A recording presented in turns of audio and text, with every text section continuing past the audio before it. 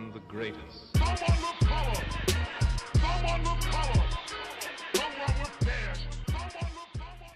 What is up, guys? Marcellus Williams, aka TheSwolefessor, here to educate you on health, fitness, social well-being. And today, guys, we're talking about two of the biggest factors that I believe are overlooked in terms of overall injury prevention. Now, before I get into it, just so you know, in the description box down below will be, of course, a link to a quick read that's going to help you guys better understand everything that I'm going to go over in this video, as well as links to the 3 videos that I've done over injury prevention thus far. The first one is one of the first videos I ever did. It pretty much just goes over the basics of injury prevention, being, dynamic warm-ups, proper technique on your lifts, static stretching. The second one is going to be over specifically wrist injury prevention and then how to work around a wrist injury if you so happen to have one. And then the third one, of course, is the latest video I did where I go into details showing you guys, hey, adjust these isolation movements in order to better and more effectively protect your elbows and shoulders. You all seem to really enjoy that one, and a lot of you requested that I do something similar over the knees, which I plan to. But before I do, I think it's important that you guys understand these 2 factors that I'm about to go over so that you can just avoid them in the long run, as well as when I do start going over things about the knees, you're already going to understand the viewpoint that I'm coming from in terms of overall injury prevention in that area. So the 2 biggest factors, guys. The first one I want to talk about is simply overuse of a muscle. You guys have to keep in mind that the point of our muscles, aside from making sure that we look jacked, huge, is all in all the fact that they create force, right? They're what allow us to move. They will allow us to move our arms, our legs, the bones, all of that. It's because our muscles produce force. And secondary, or not even so much secondary, but along with that is the fact that our muscles are for shock absorption. Like most people know that, right? Like the muscles are pretty much, there's a reason they look the way they do. They're like the armor of the body. They protect our organs, our bones, and our joints. And the way they protect our joints is through shock absorption, guys. But it's hard for them to do that if they're constantly overworked, if they're constantly overused. And why is that? Well, it's really simple. If the fact of the matter is that our muscles are what allow us to absorb shock from different things, like from overuse, playing different sports, taking impact, things like that. Well, if you're constantly working the muscle, constantly training the muscle, constantly breaking it down, because once again, as I've explained before, your muscles don't get bigger and stronger during the workout itself. It's when they're recovering from the work that you've done. So if you just constantly keep putting it under a load, keep working it, keep bashing the muscle over and over and over, it fatigues. And if it's fatiguing, then all that pressure, all that stress, all that strain has no choice but to go to the joints. And that's what happens. That's why I so strongly preach against excessive isolation work. I don't preach against isolation work as a whole. Obviously, I do isolation work myself and it has its place. But once again, when you're constantly doing a bunch of tricep press downs, even if you're doing it with the proper form that I showed you guys, when you're doing a bunch of leg extensions, where you're constantly isolating these muscle groups,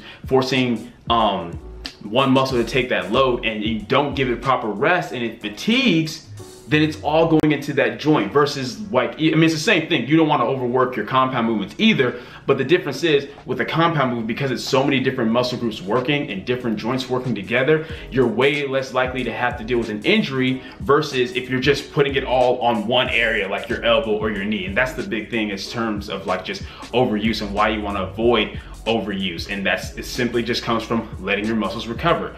Don't be excessive in your training. Remember that it's good to spread your volume out throughout the week instead of trying to pound everything into one day, and understand the importance of knowing that, hey, isolation movements are accessory work. They're to help bring up weak points. They should not be the bulk of your training routine for that reason, because it's just a bunch of excessive work on individual joints instead of letting the body work together as a unit to take whatever load you're putting on it. So that's the first thing, guys, is simply overuse of the muscle. The second thing is going to be muscle imbalances. Now, this pretty much goes hand in hand with the muscle overuse and muscle fatigue. So what you guys have to understand is that muscle imbalances happen for pretty much one of 3 reasons: due to weakness, a lack of endurance, or a lack of flexibility in either the antagonistic muscle or the primary muscle, or the primary mover, the primary muscle mover in a movement. For example, if I'm doing a bench press, the primary muscle mover or the agonist muscle group is going to be my chest,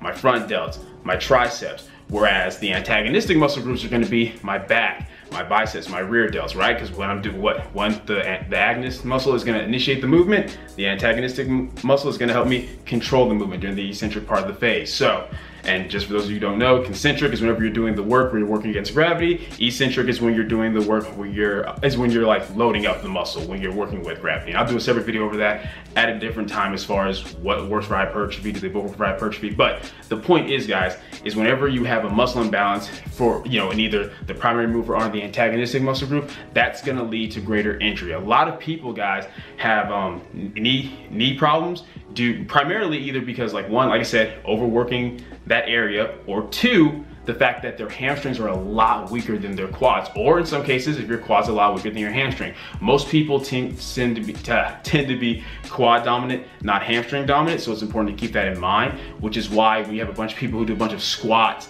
leg press, leg extensions, yet they neglect their deadlifts. They don't do a lot of leg curls. They don't do a bunch of Romanian deadlift. Basically, they just neglect their posterior chain. Those people often tend to get injured because of that reason. A lot of football players that deal with knee injuries, yes, part of it is the fact that, yeah, they're constantly working their bodies, putting a lot of pressure from, getting tackled, things like that. But a lot of things, guys, is the fact that a lot of football players, more so in the high school level, think about it. How many of you have been football players where you can think, yeah, coach had me squat a lot, a lot of quarter squat. No, coach had me squat a lot, had me pressing a lot, but didn't do a whole lot of pulling motions, which makes sense, right? Because in football, how often are you pulling someone to you, right? You're pushing people away from you. So they want to train you in those sport-specific movements. But for overall health and longevity, it's still important that football players work on deadlifts, still work on their backs, posterior chain movements, because you want a strong back, you want strong hamstrings, because that's going to help prevent injury. Whenever you have a really strong chest and front delts, but really weak back and weak rear delts, aside from just looking like this, you're way more prone to a shoulder injury. And once again, when you have very strong quads but weak hamstrings, you're way more prone to a knee injury. And that's simply due to the fact that in order for our muscles to properly absorb shock, like I said, shock absorption is one of the primary functions of our muscles, there has to be a balance. Why? Well, because like I said, the agonist muscle group is initiating the movement, but the antagonistic muscle group is controlling it. So it's like one thing may initiate it, the other thing controls it, speeding it up, slowing it down. All that has to be in balance, because when it's not, it puts way too much strain and pressure on the joints. And that's honestly, guys, in my opinion, probably one of the biggest reasons why people get injured. Because I mean, let's be real. There's some people out there where, hey, they're all about proper technique and they're good on that. They get adequate recovery, yet they still seem to have pain. I mean, a lot of you have even expressed to me like, hey man, I make sure my form's okay. You even send me videos. My form is good to go. I make sure I eat plenty of food. I get plenty of sleep. I have rest days, things like that. But I'm still feeling these pains. And what I notice with a lot of you is when I look at your routines, is how imbalanced they are. A bunch of pressing motions, but not a whole lot of pulling. A whole bunch of quad dominant movements, but not a whole lot of hamstring movements. And in some cases, even vice versa. But the reality is, guys, you want to keep everything balanced. For every pressing motion that you're doing, you should be doing a pulling motion. And honestly, your pulling motions should be like just as strong, if not a bit stronger, than your pressing motions in a lot of cases. Like when you have people who can like bench 315, but they can barely pull like 225. I'm not talking about deadlifts, I'm talking like some type of bent over row. They can barely do 225, but they're pressing 315 for reps like it's no problem at all. That's not good, guys. That shows huge muscle imbalances. And aside from just the fact that it doesn't look very aesthetic, it's very, very dangerous. And I just want you guys to have an understanding of that. So now when I do my tutorials over like, squats, deadlifts, or when I do the full like, injury prevention breakdown over the knees, you guys are already gonna understand what I'm talking about when I refer to like hamstring imbalances or being quad dominant, things like that. You're already now caught up to where I can go right into it without having to explain all this. So that's why I wanted to do this as a separate video. I hope you all enjoyed it. If you did, please leave a comment down below. Let me know that you did. If you did not, leave a comment down below letting me know what I can do to get better. Like the video, share, subscribe. Keep it simple, specific, scientific. I'll catch y'all later. I am the greatest.